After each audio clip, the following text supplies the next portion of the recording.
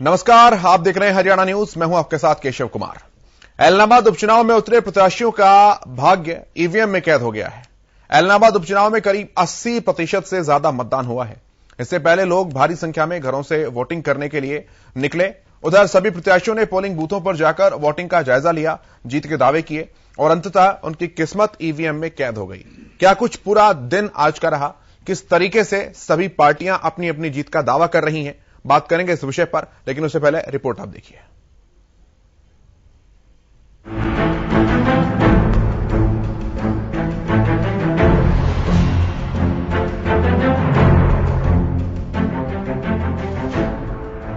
ऐलनाबाद में जीत किसकी होगी, इसका फैसला जनता ने कर दिया है। अब 2 नवंबर को सिर्फ काउंटिंग का इंतजार है। जब ईवीएम के बक्से खुलेंगे तो पता चलेगा कि ऐलनाबाद का किंग कौन होगा। लेकिन उससे पहले शनिवार को ऐलनाबाद में लोगों ने भारी संख्या में घरों से निकलकर ऐलनाबाद के सुनहरे भविष्य के लिए मतदान किया। इस दौरान बुजुर्गों का भी जोश हाई था। बुजुर्ग मतदान करने के लिए मतदान केंद्रों तक अपने पैरों पर चलकर पहुंचे और अपने मतों का इस्तेमाल किया। बुजुर्ग ही नहीं बल्कि दिव्यांग मतदाता भी मतदान केंद्रों तक पहुंचने में पीछे नहीं रहे। क्या बुजुर्ग, क्या दिव्यांग, क्या महिला, क्या पुरुष, क्या युवा, सबने मतदान में बढ़ चढ़कर हिस्सा लिया। हमने ये वोट डाला है जी, ऐलनाबाद का विकास हो, इस एरिया का विकास हो, जो हर वर्ग के हर आदमी को सुनने वाले की आवाज हो, उसको हमने वोट डाला है। और सबसे यही निवेदन करूंगा कि अपना अपना वोट जो विकास को कार्य देखते हुए और जो अच्छा काम करता है उसको डाले। विकलांग है, इसको वोट डलवाया है। हाँ। तो ऐसे जो आम लोग हैं जिनके जो सब कुछ ठीक ठाक है, हाँ, उन लोगों से क्या अपील करें वोट के लिए? ये कहेंगे वोट डालो, वोट तो बाजार चीज बात है, डालना जरूरी है। आपने वोट डाला? हाँ, डाला। तो जो आम लोग हैं जो वोट डालने के लिए थोड़ा सा कतराते हैं या आलस करते हैं, उन लोगों को क्या कहेंगे आप? वोट डालो, वोट डालो, वोट डालो। उधर बीजेपी प्रत्याशी गोविंद कांडा ने सुबह सुबह सिरसा स्थित सालासर धाम मंदिर में परिवार सहित बालाजी के दरबार में अरदास की और बाबा का आशीर्वाद लिया। इसके बाद पोलिंग बूथों का जायजा लिया और जीत के दावे किए। आज का दिन आपके लिए बड़ा शुभ दिन है। हर आदमी की जो एक अपनी जो पावर है आज वोटिंग की, वो वोटिंग करनी चाहिए, ज्यादा से ज्यादा वोटिंग करनी चाहिए। जो विकास रुका हुआ है, एक विकास की गंगा बहे, ऐलनाबाद में एक विकास हो। उपचुनाव में प्रत्याशियों की कड़ी टक्कर के बीच कांग्रेस प्रत्याशी पवन बेनीवाल ने सुबह के समय ही दड़बा कला गांव के बूथ नंबर 56 पर मतदान किया। इस मौके पर पवन बेनीवाल ने प्रशासन के सुरक्षा इंतजामों को लेकर संतोष जाहिर किया। बिल्कुल शांतिपूर्वक तरीके से मतदान करेंगे और बहुत भारी मतदान होगा और अच्छा मतदान करेंगे। जो पुलिस प्रशासन की तरफ से, सामान्य प्रशासन की तरफ से जो व्यवस्था की गई है, उसको लेकर क्या कहेंगे? बहुत अच्छी व्यवस्था है जी। अति संवेदनशील एरिया घोषित किया हुआ है और बहुत चाक चौबंद व्यवस्था है। यहाँ पे कोई चिड़ी भी, वो कहते हैं ना, फर नहीं मार सकती। बिल्कुल बहुत बढ़िया व्यवस्था है। ज्यादा होगी क्या लगेगा? पोलिंग परसेंट होनी चाहिए, ज्यादा होनी चाहिए। बाई इलेक्शन है, इसमें ज्यादा होनी चाहिए। वो ऐलनाबाद में वैसे तो 19 प्रत्याशी मैदान में हैं, लेकिन मुख्य मुकाबला बीजेपी उम्मीदवार गोविंद कांडा, इनेलो प्रत्याशी अभय चौटाला और कांग्रेस उम्मीदवार पवन बेनीवाल के बीच है। एक तरफ ऐलनाबाद इनेलो का गढ़ है तो दूसरी तरफ बीजेपी इस बार इस गढ़ को गिराने के लिए हुंकार भर रही है। वहीं कांग्रेस ने इस बार भरत बेनीवाल को दरकिनार कर पवन बेनीवाल को टिकट दिया ताकि पवन कांग्रेस की नैया पार लगा सकें। लेकिन जनता ने किसके नाम पर मुहर लगाया है और किसको ऐलनाबाद का सरताज बनाया है, ये 2 नवंबर को नतीजों के बाद पता चलेगा। Bureau report, Haryana news. चलिए बात करते हैं इस विषय पर। जो पैनल मेरे साथ मौजूद है उसका परिचय मैं आपसे कराऊं। योगेश कौशिक जी राजनीतिक विश्लेषक हमारे साथ हैं, स्टूडियो में मौजूद हैं। भाजपा प्रवक्ता प्रोफेसर विदु रावल हमारे साथ हैं। संजीव भारद्वाज कांग्रेस के प्रवक्ता हमारे साथ हैं। संदीप गोयल जी इंडियन नेशनल लोकदल के प्रवक्ता हमारे साथ हैं और जेजेपी के प्रवक्ता हरदीप पाटला जी हमारे साथ हैं। आप सभी का बहुत स्वागत है हरियाणा न्यूज पर। शुरुआत में योगेश कौशिक जी आपसे करता हूं। 80% से ज्यादा मतदान, रिकॉर्ड तोड़ मतदान, किसका फायदा किसका नुकसान? इससे बड़ी बात और मैं जोड़ देता हूं इसमें, और मैं बधाई देता हूं ऐलनाबाद के लोगों को, वोटर्स को, कि कोई झगड़ा नहीं हुआ। और ये प्रूव करता है कि तीनों चारों पार्टियां या जो भी चुनाव लड़ रहे थे वो लोग सबके सब आश्वस्त हैं कि वो जीतने जा रहे हैं। अदरवाइज अक्सर छोटे मोटे छुटपुट घटनाएं हो जाया करती हैं, पर ये बहुत अच्छी और खुशी की बात है हरियाणा स्टेट के लिए भी कि एक शांतिपूर्ण चुनाव हुआ और स्टेट के जिन्होंने कराया चुनाव उनके लिए भी। अब चुनाव के 80% वोट जो है ना, ये मेरे हिसाब से कईयों के लिए खतरे की घंटी बजा गए हैं। 80% का मतलब हो गया 101,86,000 के करीब वोट बताते हैं और उस हिसाब से अगर हम चलें तो करीब 136 के पार हो गई, 140 पार हो चुकी, समझ लो। ठीक है, 140 पार होने का मतलब बहुत बड़ा है। उस बहुत बड़े में सबसे ज्यादा जो वोट परसेंटेज भी आप निकालेंगे तो आपको मिलेंगी, जो मेरे पास खबर है, वो गांव का वोट परसेंटेज ज्यादा है। और गांव का वोट परसेंटेज ज्यादा होने का मतलब ये है, जो मुझे नजर आता है, कि क्योंकि गांव के अंदर कंसंट्रेट कर रहे थे ये पवन बेनीवाल भी और इनेलो भी, हालांकि भाजपा ने भी बहुत अच्छा काम, बहुत बेहतरीन तरीके से चुनाव लड़ा, इसमें कोई दो राय नहीं, कि मुख्यमंत्री जी भी और उप मुख्यमंत्री भी और उप मुख्यमंत्री के भाई भी, उनके पापा भी, और पूरी ताकत लगाई है इन्होंने। तो जो नतीजे मैं सोच रहा था पहले, वो नतीजे अब मुझे मुश्किल नजर आते हैं, नंबर 1। और नंबर 2, ठीक है सर, मैं 1 मिनट, एक बड़ी खबर आ रही है, उसका रुख कर लेते हैं। पहले क्या कुछ अपडेट है जान लेते हैं। एलनाबाद उपचुनाव में भारी मतदान हुआ है। प्रॉपर एग्जैक्ट आंकड़ा आपको बताएं, 81.34% मतदान जो है वो हुआ है। बड़ा फिगर है, 1,51,000 मतदाताओं ने मतदान किया है। यहां पर 1.5 लाख से ज्यादा मतदाताओं ने, और ईवीएम में सभी प्रत्याशियों की किस्मत इसी के साथ कैद हो गई है। लेकिन वोटिंग परसेंटेज, एक अच्छा खासा वोटर जो है वो बाहर निकला अपने घरों से और उसने अपने मताधिकार का इस्तेमाल किया है। योगेश जी, 1.5 लाख का मतलब अब मैं ये मान के चल रहा हूं कि जो 70,000 का आंकड़ा एक बार जीतने के लिए आया था, ये शायद उसको पार करेगा। और उसको पार करने के लिए जो हर तरीके का माहौल एक चाहिए मेरे हिसाब से। आपका इशारा लोकदल की तरफ है? लोकदल मुझे बढ़त में नजर आता है, इसमें कोई दो राय नहीं है। उसके मैं रीजन दे रहा हूं बिल्कुल। अगर ये वोट परसेंटेज कम होता, मैं कल भी किसी से बात कर रहा था, अगर ये वोट परसेंटेज कम होता तो भाजपा कहीं अच्छी नजर आती।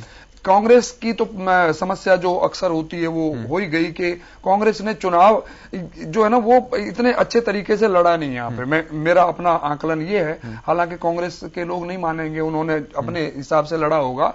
जो ताकत हुड्डा जी को वहां लगानी चाहिए थी, जो औरों को भी लगानी चाहिए थी, वो वहां पे नहीं लगाई उन लोगों ने। और जो चुनाव बीजेपी ने और जेजेपी ने लड़ा है वो बहुत खूबसूरत लड़ा है, ये अच्छी चीज है उनकी। ठीक है विदु जी, वो कह रहे हैं कि वोटिंग अच्छी खासी हुई है, नुकसान आपको है।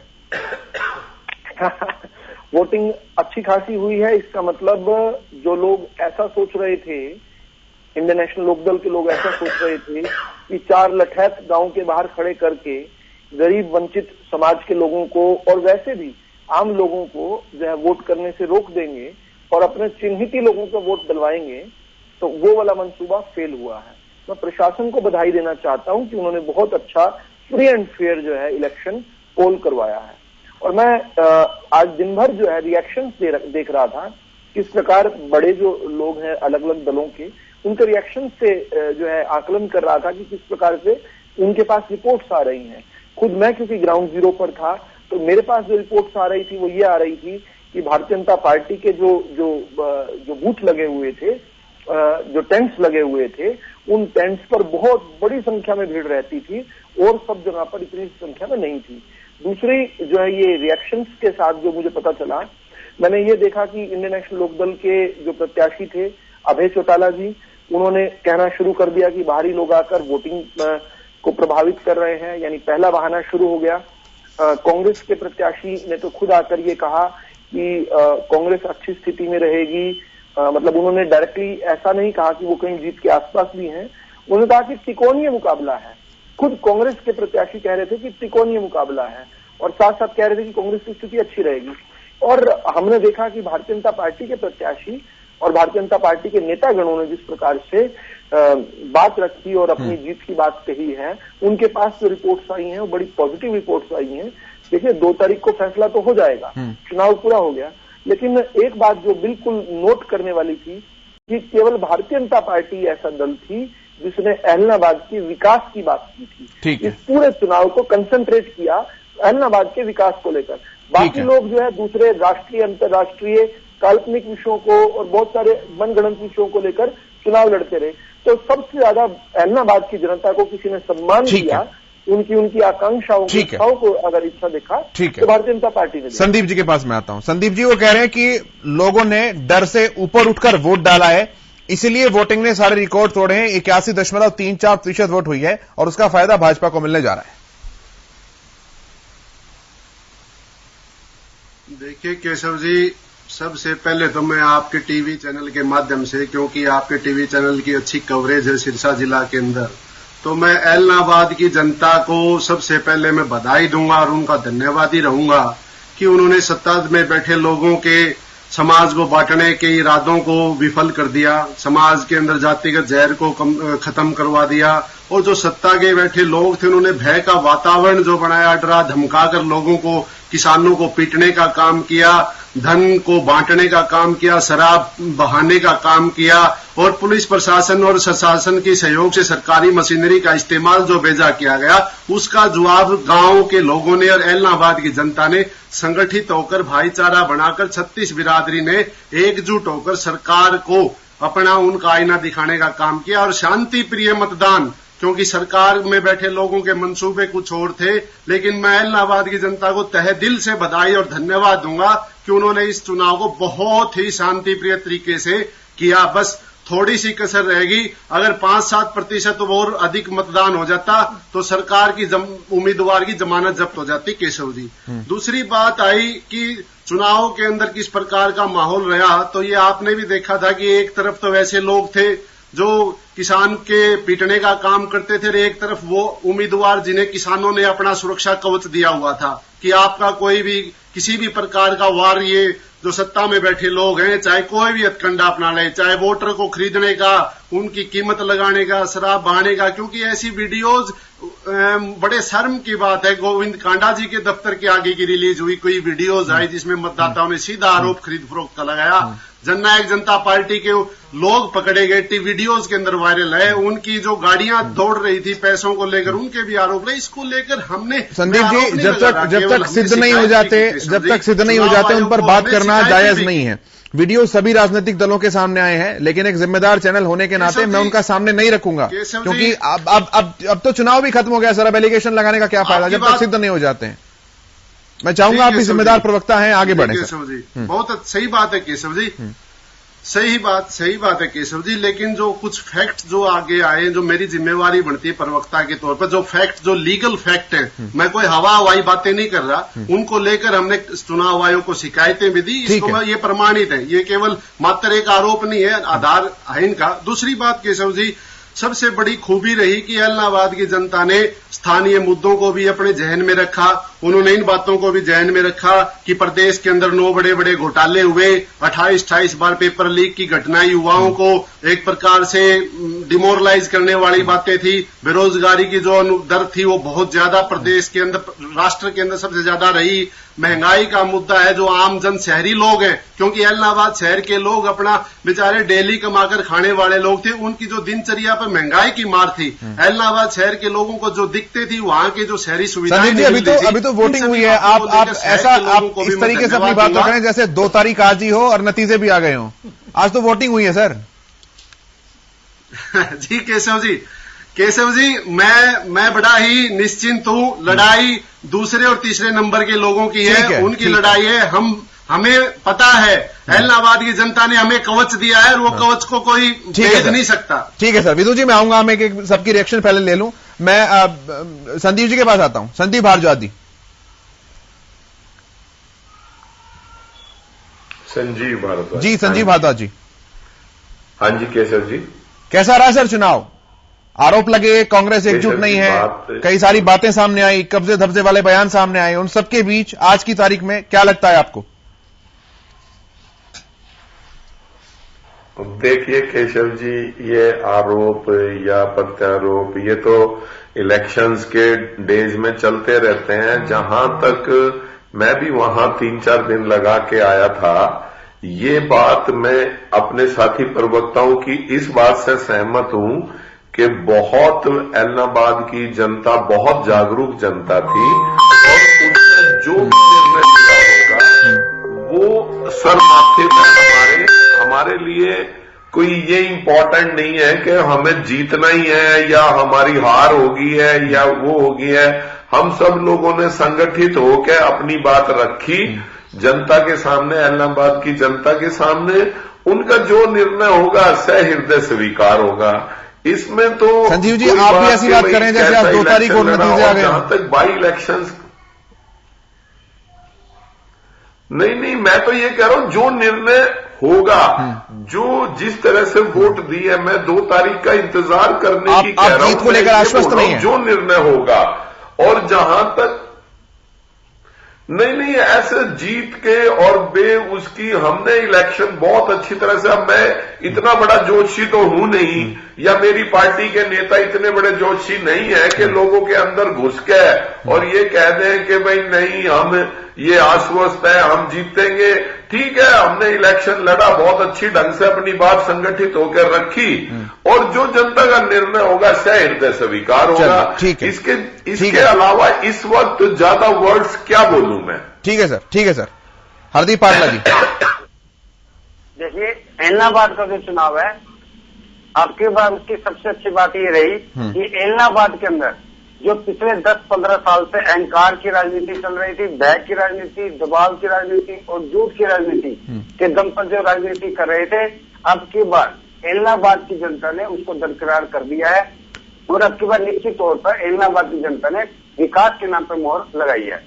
ये आप शुरू देखिए, जब एक बार जब इस चुनाव शुरू हुआ था, एलनाबाद के अंदर एक प्रचार था कि हम गठबंधन के प्रत्याशी को घुसने नहीं देंगे। ऐसा मतलब एक भय की राजनीति, भय का माहौल पैदा करने की जो कोशिश थी नैलो प्रत्याशी की, वो दिग्विजय सिंह चौटाला जी, अजय सिंह चौटाला जी जब इन्होंने प्रचार किया और लोगों के अंदर सुरक्षा की भावना आई और एक तरफ हवा जो गठबंधन के प्रत्याशी के पक्ष में बनी और उसके बाद जब उप मुख्यमंत्री श्री दुष्यंत चौटाला जी ने वहां पर प्रचार किया तो इस चुनाव को बिल्कुल एक तरफा कर दिया। इनेलो का जो अब की बार प्रत्याशी रहा, सबसे बड़ी बात है कि वो जनता के अंदर अपनी बात ही नहीं रख पाए। वो जनता के अंदर ये नहीं कह पाए कि वो उन्होंने इस्तीफा क्यों दिया और अब वो इस्तीफा दे भी दिया था तो दोबारा क्यों चुनाव लड़ा। इस प्रश्न का जवाब पूरे चुनाव के दौरान इनेलो का प्रत्याशी नहीं दे पाया। दूसरा, जब भी इनेलो के प्रत्याशी ने प्रचार किया, कोई भी विकास कार्य, एक भी विकास कार्य जनता के अंदर जाके नहीं बता पाए कि हमने एलनाबाद की जनता के लिए पिछले 3 प्लान के अंदर हमने ये विकास कार्य किए। उन्होंने जितनी भी बातें की, जनता को दबाने की, भय की, अब उनकी वीडियोज भी आई हैं तो लेकिन अब की बार जनता जागरूक होगी और जिस हिसाब से इस चुनाव के अंदर 80% के लगभग जो मतदान हुआ है, उसके अंदर आप 80 पार जो हुआ उसके अंदर देखिए पूरे मतदान के दौरान जिस हिसाब से महिलाओं ने, दिव्यांग ने, पुरुषों ने और युवाओं ने जिस हिसाब से मतदान गठबंधन के प्रत्याशी को किया, तो हम निश्चित तौर पर अब की बार गठबंधन का प्रत्याशी ठीक है। योगेश जी, एक महत्वपूर्ण फैक्टर है, हालांकि मैं इस सवाल में जिक्र करता इसका, लेकिन हरदीप जी ने पहले ही जिक्र कर दिया। जो महिला मतदाता है उनकी परसेंटेज 49% है, लेकिन अपने इलेक्शन कैंपेन में अगर कैंपेनर्स की बात करूं मैं, तो भाजपा ने केवल दुग्गल जी को, सुनीता दुग्गल जी जो कि स्थानीय सांसद भी, उनको जिम्मेदारी सौंपी हुई थी। इधर से मिसेस चौटाला जो है वो प्रचार की कमान संभाले हुई थी। कांग्रेस में कुमारी शैलजा ही थी जो मोटे चेहरे पर दिख रही थी। तो ये महिला मतदाता जो हैं, इन्हें साइलेंट के तौर पर ही छोड़ दिया गया, बहुत ज्यादा सीरियस नहीं लिया गया, क्योंकि वो डिसाइडिंग फैक्टर है, बहुत बड़ा फैक्टर है, बहुत बड़ा परसेंटेज है और वोटिंग में भी अच्छा खासा पार्टिसिपेशन उनका आज रहा है। देखिए, जब हम भाषण और ये बातें करते हैं या डिस्कशन करते हैं तो बहुत खूबसूरत लगता है ये कि महिलाओं की भागीदारी 50% होनी चाहिए, करनी चाहिए पे आते हैं हम। करते कितना है हम प्रैक्टिकली वो बात करके देखिए। और हरियाणा जैसा प्रदेश आज के दिन तक भी जो मेरे पास सूचनाएं हैं, मैं तो शहर में रहता हूं, एनसीआर है तो समझोगे हम तक तो खबरें बड़ी कम आती हैं, पर फिर भी जो सूचनाएं हैं उनके हिसाब से मैं मान के चलता हूं कि जो भी घरों के निर्णय होते हैं वो औरतें नहीं लेती हैं, वो मर्द लोगों ने डिसीजन ले लिए और काम हो गया वो। तो इसलिए ये चुनाव का मुद्दा नहीं बनेगा, इसमें कुछ दम नहीं है। अब दूसरी बात मैं करता हूं कि ये जो चुनाव हुआ, ये जो भी अपनी जीत के दावे करें, हार के दावे करें, वो तो डब्बे में बंद है। मेरी सोच जो है, मुझसे कोई पूछेगा तो मैं उसका तो जवाब दे सकता हूं कि मेरी सोच के हिसाब से कौन जीतने जा रहा है। भविष्यवाणी की बात नहीं करता मैं, पर अक्सर मेरे निर्णय सही निकलते हैं। हमने इसी चैनल पे कई बार जो फैसले किए हैं वो लगभग सही निकले हैं। ठीक है, क्योंकि हमें किसी से कोई लेना देना नहीं है। आज से पहले मैं कह रहा था, बहुत चुनाव की सबसे अच्छी सफलता यही है कि कोई झगड़ा नहीं हुआ, बड़े प्यार से 81% बहुत बड़ी परसेंटेज होती है। तो ये इसके लिए तो सब हर कोई बधाई का पात्र है। ठीक है, अब इसके बाद जब इन चीजों के हारने और जीतने के जो अर्थ निकलेंगे, वो कहां क्या क्या निकलेंगे, वो है असल मुद्दे। इस चुनाव से अभय सिंह जी अगर जीत के आ जाते हैं तो वो तो पहले भी जीते हुए थे, कोई फर्क नहीं पड़ा। ठीक है, लेकिन अगर मार्जिन उनका बहुत बड़ा होता है तो जेजेपी के यहां पे खलबली मच सकती है। ऐसे ही कांग्रेस अगर बहुत बड़े मार्जिन से हारती है तो कांग्रेस में क्यों हुड्डा जी क्यों नहीं गए, इसके ऊपर कोई सवाल नहीं कर रहा है, या गए तो एक बस घूम फिर के आगे क्यों किया। मैं रीजन बता सकता हूं उसके, क्योंकि आगे आने वाले अगर ये कांग्रेस हारती है, जो कि मुझे संभावना नजर आ रही है, तो मेरा मानना यह है कि आगे अभी इनकी अगले साल जो है एक सारे प्रेसिडेंट वगैरह चेंज होने हैं पूरे स्टेट के, और वो कांग्रेस का मेन प्रेसिडेंट भी चेंज होना है। तो वो प्रेसिडेंट पे असर पड़ेगा। तो वो जो बात करते थे ये लोग, विपक्ष के लोग, इनकी बात मुझे सही नजर आती है कि एक बार तो कांटा निकाल दिया एक जगह पे, अब दूसरा कांटा निकल गया, अब जी वही हुड्डा जी ही रहेंगे जहां रहेंगे। तो इनकी आपस की जो लड़ाइयां मुझे दिखाई देती हैं, मुझे एज ए पार्टी इनको क्या फील होता है ये तो ये जाने, क्योंकि इन लोगों की तो हर एक की किसी की आस्था किसी से जुड़ी हुई है, किसी की किसी से जुड़ी हुई है। लेकिन जब एज ए पार्टी काम करते हैं तो एज ए पार्टी काम करना चाहिए। जैसे जेजेपी और बीजेपी बिल्कुल अलग पार्टियां हैं, बिल्कुल अलग हैं, सरकार में ही तो एक साथ है ना। लेकिन जिस तरीके से वो चुनाव लड़ी हैं, नतीजे चाहे जो मर्जी आए, ठीक है, जिस तरीके से वो चुनाव लड़े हैं, कहीं ऐसा नजर नहीं आया कि वो अलग अलग हैं। और जबकि कांग्रेस के अंदर कांग्रेस के ही नेता, वो ऐसा नजर नहीं आता कि भी सारे मिलकर चुनाव लड़ रहे हैं। तो ये जो चीजें हैं ये कांग्रेस को खराब कर रही है। इनकी विस्तारवादी नीति होनी चाहिए थी। अभय सिंह चौटाला के सामने एक मजबूत, मैं तो पहली बात ये भी मानता हूं पहले से ही कि इन्हें भी, अब मुझे नहीं कहना चाहिए पार्टी का, इनका मामला है कि पवन बेनीवाल क्यों, इन्होंने अपना एक कैंडिडेट तो अपना खुद का खराब कर दिया ना। पवन बेनीवाल क्यों, अब आज छोड़ के आया, कल से वो आपने उन्हें चुनाव के लिए टिकट पे लड़ा दिया, ये तो कोई आपकी अचीवमेंट नहीं हुई ना, छुड़वाया इसीलिए। तो अगली बार आप क्या करेंगे, अगली बार तो पवन बेनीवाल छोड़ के चले जाएंगे, हार गए तो फिर क्या करोगे आप, वो कहीं और चले जाएंगे। तो आप अपनी पार्टी तो डेवलप करो कम से कम। जो मैं अब मैं एक चीज और बात ऐड कर रहा हूं। अब आप देखिए कि जेजेपी के परिवार के लोग अलग अलग जगह के हैं और अलग अलग जगह से चुनाव लड़े हैं। मैं अभी गिन देता हूं, अजय सिंह तो जेजेपी के हैं तो वो तो करेंगे, दिग्विजय भी कर रहे थे, ठीक है, और दुष्यंत जी भी कर रहे थे। उनके साथ वो कौन से इनके दादा लगते हैं, रणजीत सिंह, वो चुनाव लड़ रहे हैं, ये इनके लिए लड़ रहे हैं। तो इसका मतलब देखो ना कि इनका कोऑर्डिनेशन कितना मजबूत था। तो इन्होंने तो सारे के सारे अपना घर जोड़ दिया, मतलब अलग अलग पार्टियां होते हुए भी। लेकिन कांग्रेस ऐसा नहीं कर पाई, जो कि अच्छे संकेत नहीं है आगे आने वाले चुनाव में या आगे आने वाले कामों में। अच्छा, मैं इनकी गोयल जी की तो बात करता था, वो तो इन्हें मान भी लेना चाहिए। ये जीतेंगे तो अपने दम पे जीतेंगे भाई, अभय सिंह और ओम प्रकाश चौटाला जी, बस ठीक है, उन्हीं का एक छत्रपराज है, उन्होंने अपना जो करा है। विदु जी मना कर रहे हैं इस बात को। वो चलो वो तो फैसला आएगा जब आएगा। मैं जवाब लेता हूं, फिर मैं संदीप जी के पास भी आऊंगा, क्योंकि अब हम झूठ सच कुछ बोल नहीं सकते हैं, अब तो फैसला ही आना है। ठीक है, रावल साहब। ठीक कहा योगेश कौशिक जी ने कि अब तो फैसला ही आना है। प्रचार खत्म हो चुका, वोटिंग भी हो गई, वोट भी आखिरी अंतिम वोट भी डल चुका है। तो अभी हमारे कहने का बहुत ज्यादा असर वोट पर नहीं है। लेकिन एक दो चीजें, और 2 तारीख को फैसला भी आ जाएगा, कौन जीतेगा, कितने मार्जिन से जीतेगा। भारतीय जनता पार्टी मैं मानता हूं कि निश्चित तौर पर जीतेगी, लेकिन 2 तारीख को इस बात पर मोहर भी लग जाएगी। लेकिन महत्वपूर्ण बात क्या है, आज हम किन चीजों पर खड़े हैं। आज अगर अभय सिंह चौटाला इस समय उनकी मनोस्थिति समझी जाए तो आज वो जरूर परेशान और निराश होकर सोएंगे। उन्होंने जो सोचा था कि एक केक वॉक होने वाला ये चुनाव, बिल्कुल नहीं हुआ।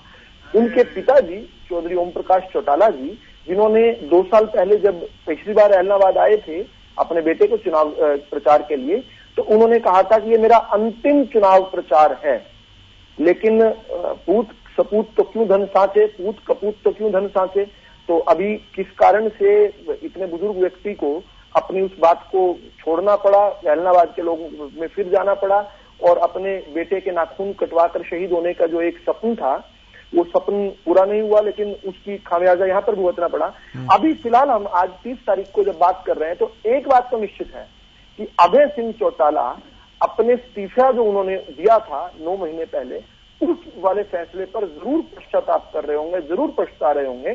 चुनाव इर्रिस्पेक्टिव ऑफ द फैक्ट कि चुनाव के नतीजे क्या आएंगे, चुनाव के नतीजे चौंकाने वाले रहेंगे, मेरा मानना है, मेरा दिल कहता है। मैं जनता को जनार्दन मानता हूं, जनार्दन यानी ईश्वर, और ईश्वर ने अपना फैसला जो है सत्य के लिए सुनाया है, भारतीय जनता पार्टी के लिए सुनाया है, ऐसा मैं मानता हूं।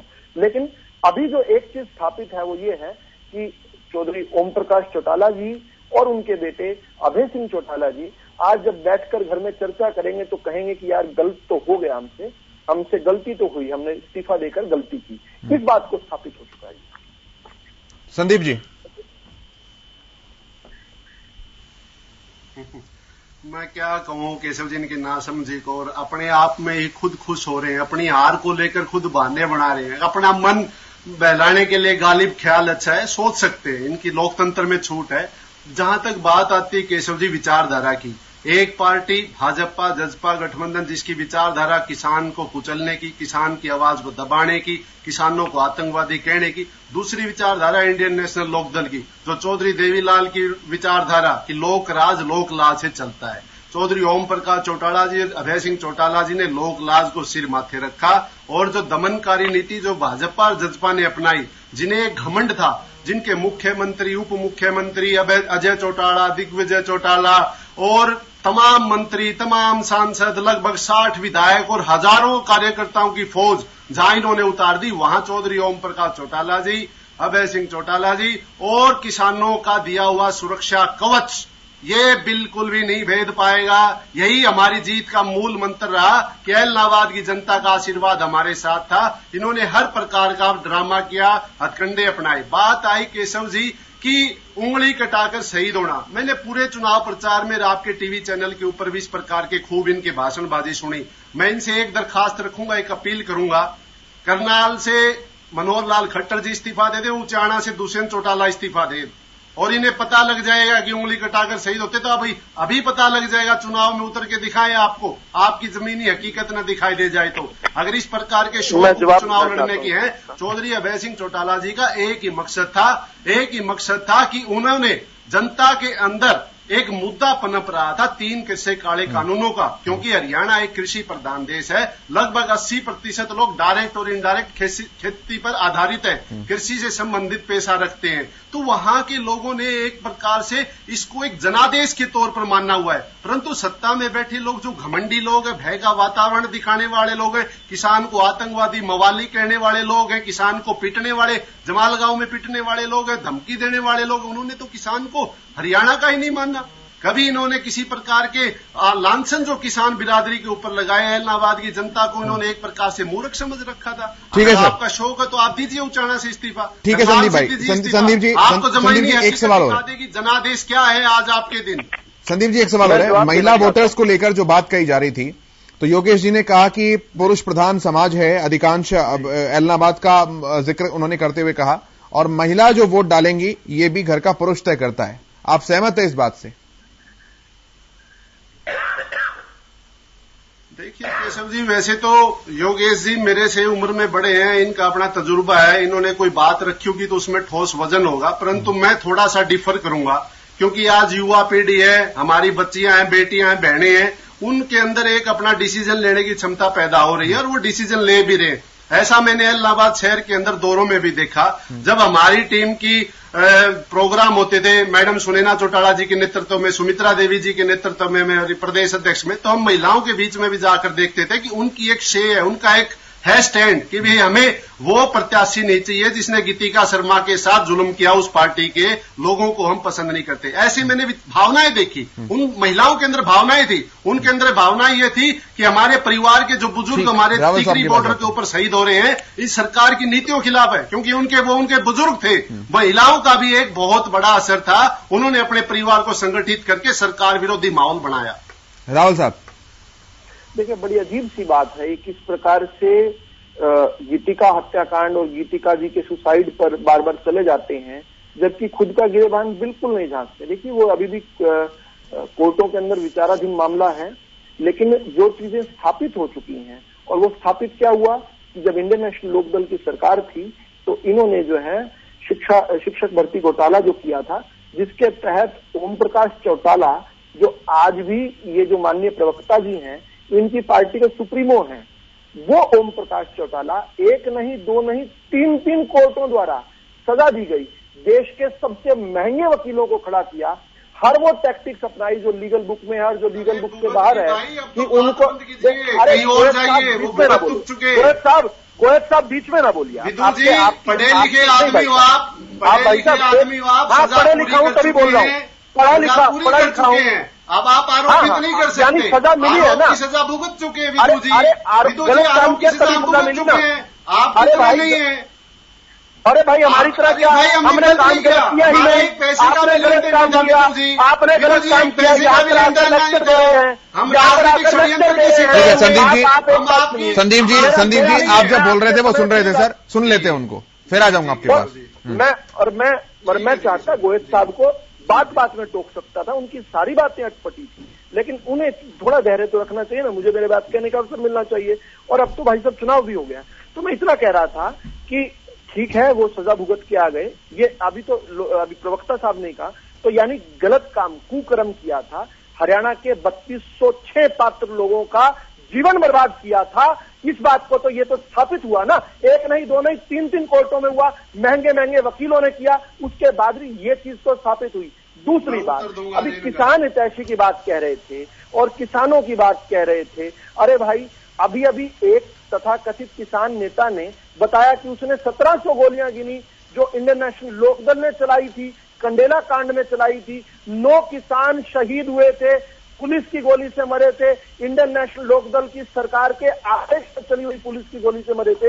अरे किस प्रकार से, मतलब मैं इस सारी बात को क्या समझता हूँ, ये मैं उन पर लांछन लगाने के लिए नहीं कह रहा था, आज की डिबेट में ये बात होनी नहीं चाहिए थी, लेकिन उन्होंने जब इस प्रकार की छेड़बाजी की तो मुझे कहना पड़ा। लेकिन मैं इसका निष्कर्ष निकालता हूँ। गोयत साहब एक बार मेरे निष्कर्ष सुन लीजिए, आपका जवाब मैं सुनूंगा।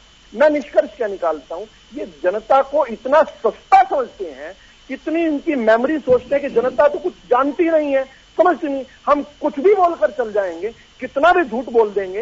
ये इस प्रकार से जनता का इतना आप सम्मान नहीं करते, इतना उनको न्यूनतम समझ नहीं मानते हैं, ये इसी प्रकार से तभी आपके अहंकारवश आपसे झूठ निकलता है। दूसरा, मैं अंतिम बात बहुत जल्दी खत्म करना चाहता हूं। मैं आज भी ये कह रहा हूं, एलनाबाद की जनता का फैसला सिर आंखों पर हमें दिख रहा है। हमारा मानना है कि लोकदल ने जो बड़े बड़े दावे किए थे, 70,000 का दावा तो टीवी स्टूडियो पर हमने सबने सुना था, अभय सिंह चौटाला, क्या आज उनके प्रवक्ता 70,000 या 60,000 या 50,000, 30,000, 20,000 ऐसा कोई कह रहे हैं? नहीं कह रहे हैं। लेकिन मैं निश्चित तौर पर अपनी रिपोर्ट के आधार पर आपको बता रहा हूं कि बहुत चौंकाने वाला नतीजा आने वाला है।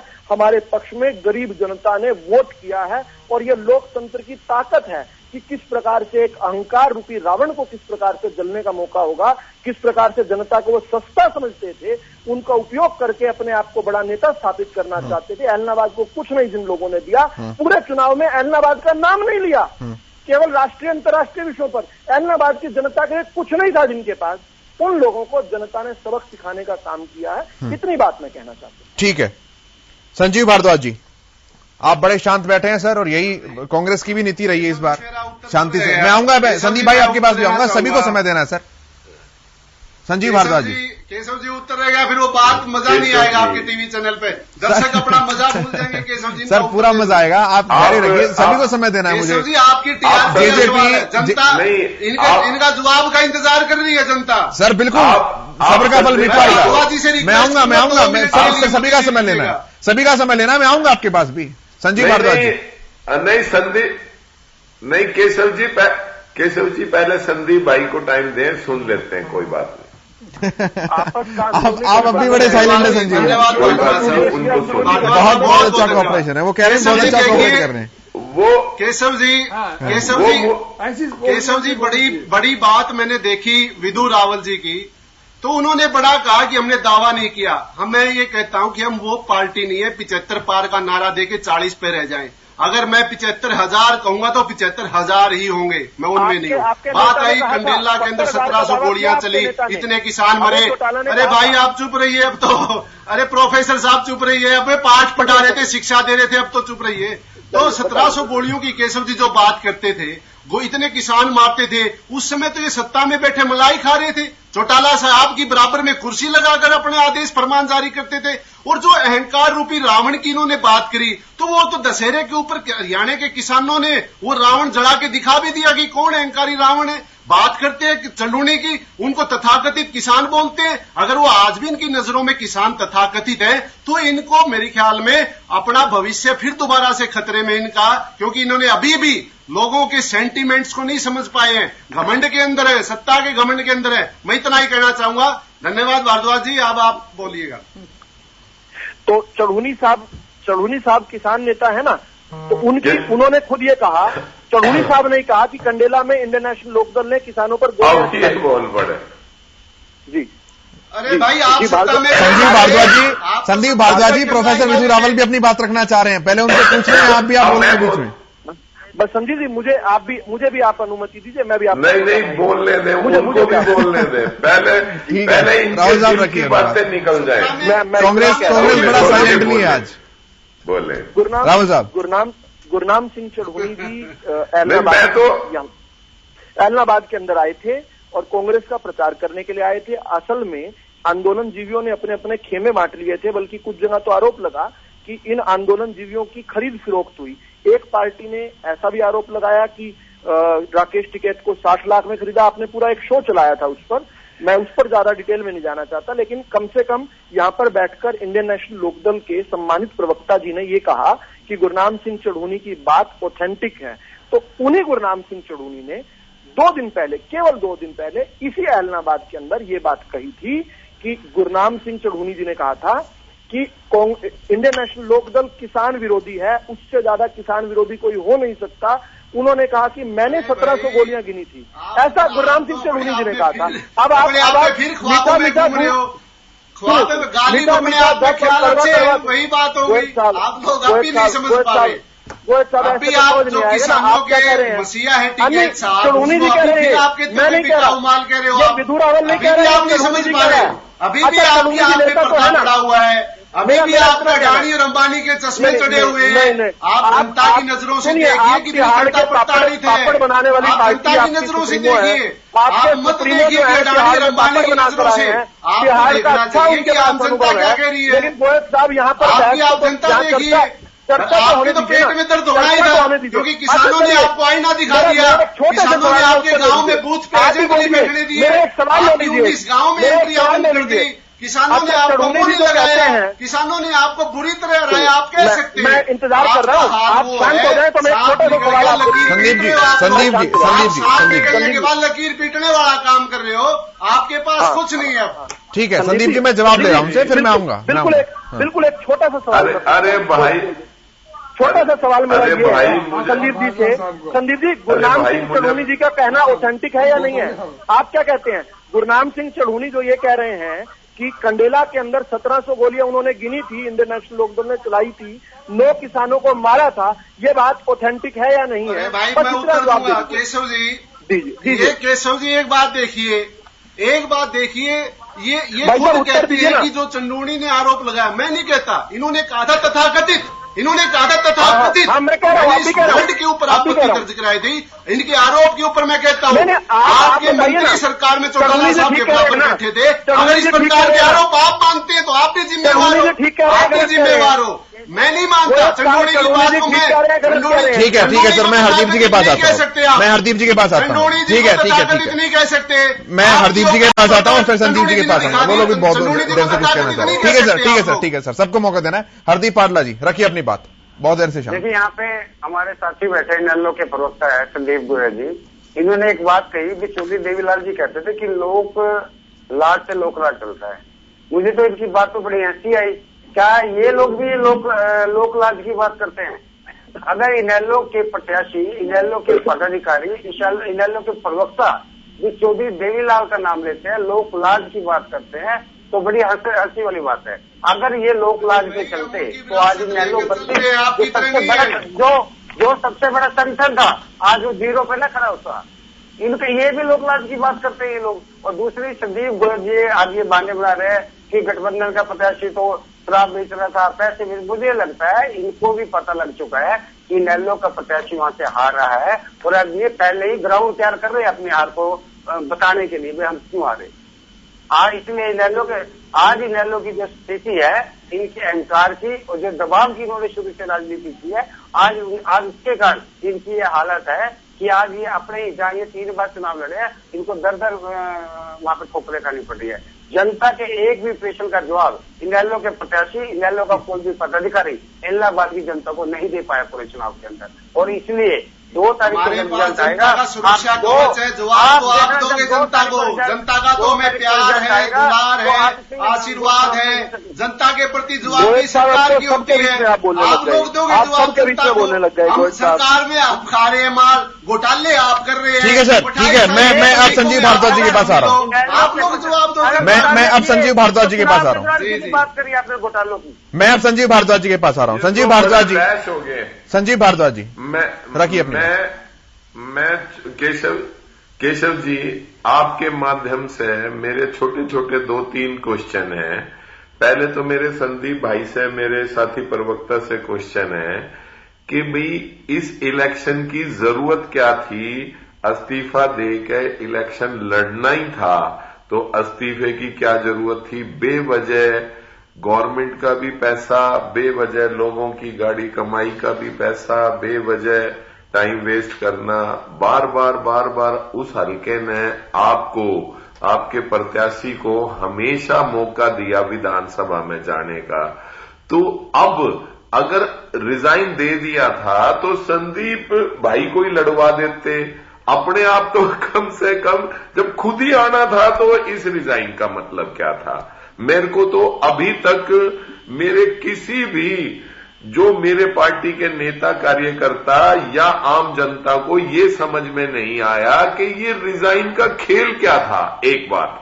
दूसरी बात, जो रावल जी बार बार अपनी पीठ थपथपा रहे हैं, कह रहे हैं वहां धन बल का इतना खेल खेला गया कि खुलेआम कैश कहीं पंचायतों में, कहीं जो उनकी धर्मशालाएं बन रही हैं, कहीं मंदिर बन रहे, खुलेआम कैश जा रहा था वहां। तो वहां जब खुलेआम जा रहा था, बाई इलेक्शन में धन बल का प्रयोग जो आम होता है, संजीव जी जितना भी कुछ हुआ, संजीव जी क्या आपके पास साक्ष्य हैं इस बात के? हाँ जी, हाँ जी।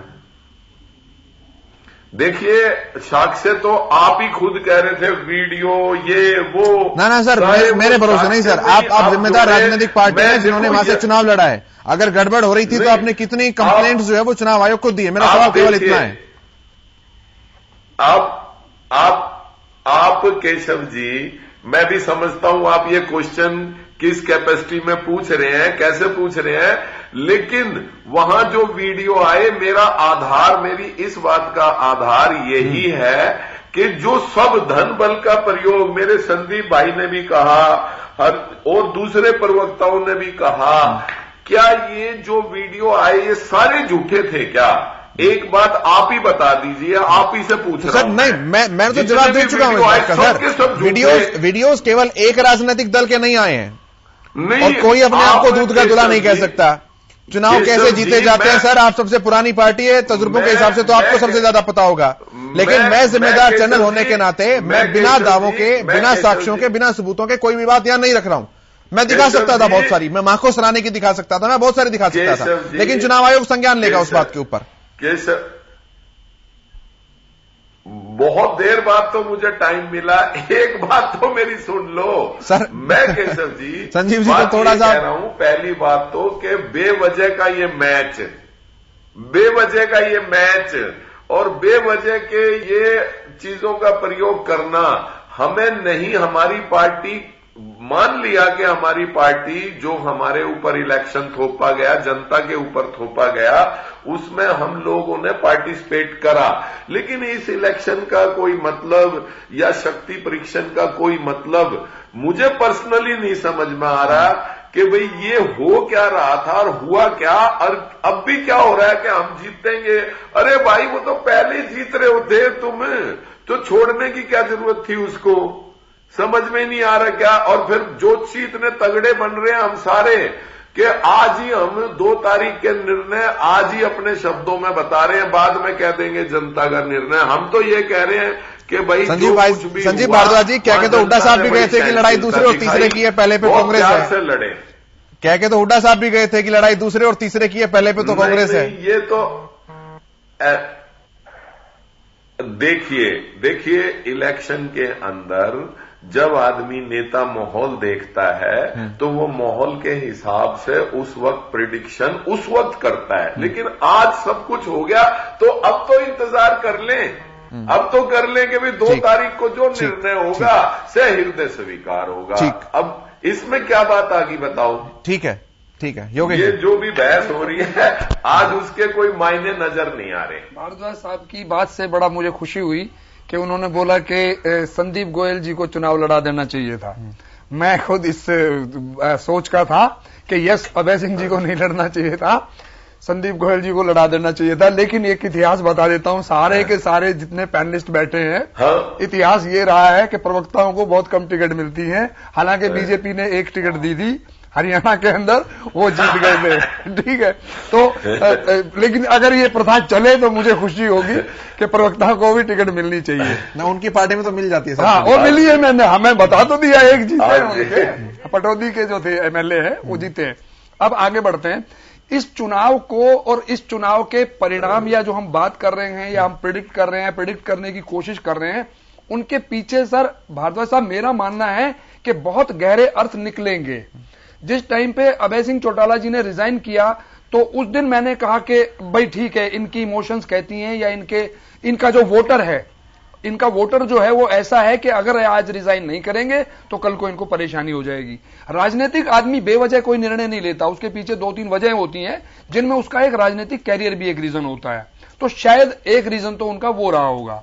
दूसरा जो आप कह रहे हैं कि इससे नीचे तो जाने की इनके पास कोई गुंजाइश थी नहीं, भाई 1.8% इनकी वोट आई थी, इससे नीचे कहां जाएंगे। तो अब इसमें अगर मान लो कहीं पे कुछ दाव लग सकता है और वो गेन कर सकते हैं तो उस गेन करने में उन्होंने ये अपना प्लान किया होगा। अब तीसरी बात हम करते हैं कि अब जो ये चुनाव हो गया, अभी अगर आप ध्यान से देखेंगे तो आज के दिन वरुण गांधी भी पीलीभीत में जाके ऐसे भाषण दे रहे हैं। उसके पीछे भी यही रीजन है कि कल को अगर मान लो चुनाव होगा और वहां के किसान सारे खिलाफत में हैं तो वो कल मुसीबत में आ जाएंगे। तो ये राजनीतिक निर्णय कई बार आदमी इंडिविजुअल लेवल पे भी लेता है। अब हुड्डा जी ने एक बार ऐसा निर्णय नहीं लिया था कि चुनाव से पहले कि अपनी सभा अलग से बुला दी थी और ऐसे लगने लगा था कि हुड्डा जी की पार्टी तो अलग बन गई, फिर हाईकमान को उनकी माननी पड़ी कि भाई चलो ये ठीक है, तुम ही बनो जी, जो कुछ करना है सब तुम ही करो। तो अपना राजनीतिक अस्तित्व बचाने के लिए कई बार ऐसे निर्णय लेने पड़ते हैं। और अब लेकिन जो इस चुनाव में जो वोटरों का अंतर आएगा उसके बहुत गहरे परिणाम निकलेंगे। वो मैं बिल्कुल क्लियरली बात कर रहा हूं और ये स्पष्ट तौर पे है कि इनके बहुत, अगर मान लो मैं अगर लगा के मैं बात कर रहा हूं, जैसे भारद्वाज साहब ने कहा कि प्रेडिक्शन नहीं करनी चाहिए, लेकिन सर जन्मपत्री आप भी देखते होगे, मैं भी देखता हूं, थोड़ा सा मैं बता दूंगा। तो मेरा मानना यह है कि अगर भाजपा चुनाव जीतती है तो उसके कितने गहरे असर जाएंगे ये सोच के देख ले। ठीक है सर, मैं अब फाइनल कमेंट लेता हूं एक बार सबसे, और मैं शुरुआत संदीप गोयल जी आपसे कर रहा हूं। Final comment 40-40 second. देखिए केशव जी, मैं योगेश जी की बात पर फूल चढ़ाने का काम करता हूं, क्योंकि हमारी पार्टी की विचारधारा बेसिकली किसानों से लोक लाज पे है। तो हमने उनके कहने पर इस्तीफा दिया, जनादेश का आदेश था, हमने वचन दिया, वचन निभाया। बात आई अब जो आने वाला समय है, जो हम किसानों के लिए लड़ाई लड़ी है, तो जो त्याग व बलिदान जो करता है, हमारे हरियाणा के अंदर कहा तो जो त्याग और बलिदान करेगा भाई हक तो उसी का ही है, तो हक तो अभय सिंह चौटाला का ही था, इसलिए पार्टी का उम्मीदवार उन्हीं को ही जनता ने बनाया। मैं इतना ही कहना चाहूंगा। संदीप जी मैं 10 सेकंड और फालतू दूंगा, आप संजीव जी की बात का भी जवाब दे दीजिए। उन्हें समझ नहीं आया कि इस्तीफा क्यों दिया था। इस्तीफा इसलिए मैं बताऊं केशव जी, भारद्वाज जी तो बहुत समझदार हैं, लेकिन क्या करें भूपेंद्र हुड्डा जी समझदार नहीं निकले। भारद्वाज जी को पता है कि हमारे इस्तीफे से कितना बड़ा बदलाव आता, परंतु भूपेंद्र सिंह हुड्डा की कुछ मजबूरियां रही, शायद कहीं सीबीआई के दबाव में वो स्टैंड नहीं उठा पाए। नहीं तो भारद्वाज जी अगर भूपेंद्र हुड्डा जी की जगह होते तो इतने समझदार सियाने प्रवक्ता ही हमारे जैसा डिसीजन लेते। भारद्वाज जी, फाइनल कमेंट सर। मैं केशव जी आपके माध्यम से इतना ही कहूंगा, जो हुआ उस चीज को हम वो बस सिर्फ और सिर्फ मैं एलनाबाद की जनता को बहुत बहुत मुबारकबाद दूंगा। इतनी सहनशीलता और इतने विवेक से उन्होंने परिचय दिया, ना कोई लड़ाई ना कोई झगड़ा, और चुपचाप अपना वोट देके और चुपचाप बैठे। जो भी निर्णय होगा हमारी पार्टी के नेता और कार्यकर्ताओं को सहृदय स्वीकार होगा। हम लोगों का काम जनता की बातें रखने का है, हम लोगों का काम हार जीत पर डिपेंड नहीं करता। ठीक है सर। योगेश जी, ऐसा है, ये जो हम मुबारकबाद दे रहे हैं इसके वाकई हकदार हैं सब लोग, लेकिन मुझे एक हादसा याद आता है। मैं दुलेड़ा के गांव का एक पंचायत का चुनाव था, उसमें एक आदमी उदास बैठा था शाम को, तो मैंने पूछ लिया, ऐसा ही चुनाव में जाने की मेरी आदत, मैंने कहा तू उदास क्यों बैठा है? बोले कि मैं लट्ठे ही नहीं बाजे तो क्या चुनाव होया। तो हरियाणा के चुनाव में अगर ऐसा ना हो तो एक बहुत ही बड़ी उपलब्धि है। ये उपलब्धि ये बहुत बड़ी उपलब्धि है जो कुछ भी नहीं हुआ।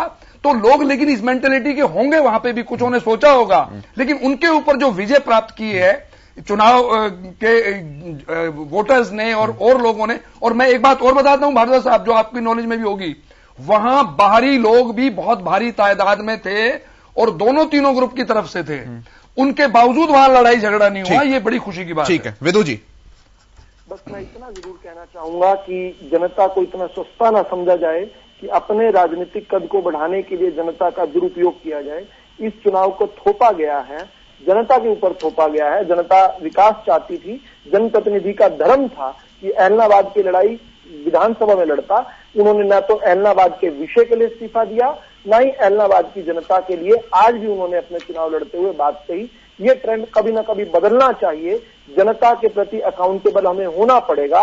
हम एक्सचेकर के पैसे से चुनाव इतना बड़ा करवा देते हैं, लोगों पर थोप देते हैं, इस पर भी हमें संवेदनशीलता रखनी चाहिए। और भारतीय जनता पार्टी की जीत इस बार मुझे लगता है ये इनको इस्तीफा जो दिया उसके फैसले पर रिग्रेट करने को मजबूर करे। ठीक है हरदीप जी।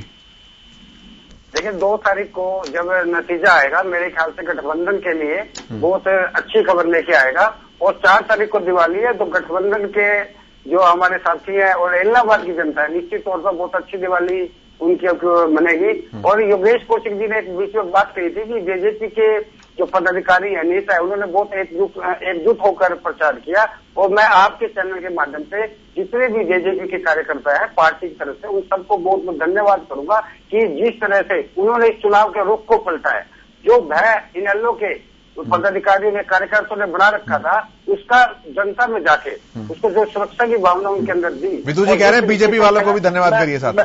मैं धन्यवाद करना चाहता हूँ इलाहाबाद की जनता। ठीक है सर, मैं जेजेपी के साथियों का धन्यवाद करना चाहता हूँ। बड़ा मिलजुल कर चुनाव लड़ा। ठीक है सर, किसी के बीच में नहीं बोला मेरे ख्याल से, तो रिक्वेस्ट है सर आपके ही बोल रहे हैं वो विदु जी, आपके बोल रहे हैं। ठीक है हरदीप जी, जल्दी से सर, मुझे वाइंड अप करना है। और जिस तरीके से इलाहाबाद की जनता ने वोटिंग की है, निश्चित तौर पर गठबंधन के लिए बहुत अच्छी खबर आने वाली है। सर 2 तारीख को लड्डू भिजवा देना स्टूडियो में, हम यही बैठे मिलेंगे, कोई भी जीते। ठीक है सर, बहुत धन्यवाद आप सभी का। योगेश जी, प्रोफेसर साहब, संजीव जी, संदीप जी, हरदीप पाडला जी, बहुत धन्यवाद इस चर्चा में शामिल होने के लिए।